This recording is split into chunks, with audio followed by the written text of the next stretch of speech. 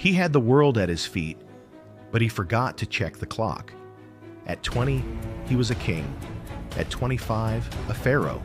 At 30, he was a god. Alexander the Great had everything except time. Imagine a man who never tasted defeat. From the Rocky Mountains of Macedonia to the golden sands of Egypt, Alexander didn't just lead an army. He led a storm. He broke the back of the Persian Empire and stared down the elephants of India. His soldiers didn't follow a man. They followed a myth. They crossed 10,000 miles of unknown earth because they believed as long as Alexander breathed, they were immortal. He built cities in his name and reshaped the map of the human soul. But as his shadow grew to cover the world, the light was beginning to fade. In the humid heat of Babylon, the man who couldn't be killed by 1,000 swords was met by an enemy he couldn't see: the fall of Alexander the Great. It started with a fever, a slow burning fire in the blood. The conqueror of worlds was suddenly a prisoner of his own bed.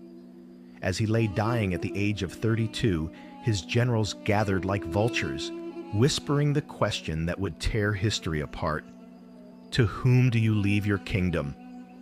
With his final, rattling breath, Alexander whispered 3 words: to the strongest. He didn't leave a map. He left a war.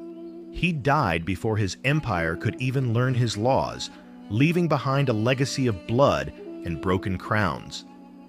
Legend says he asked to be buried with his hands hanging out of his coffin, empty hands. He wanted the world to see that even the man who conquered everything takes nothing with him when he leaves. Alexander conquered the world in 12 years, but he couldn't buy a single day more.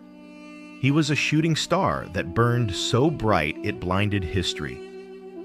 But in the end, even stars must fall. What will you leave behind when your clock stops? Follow Frame Soul for more legends.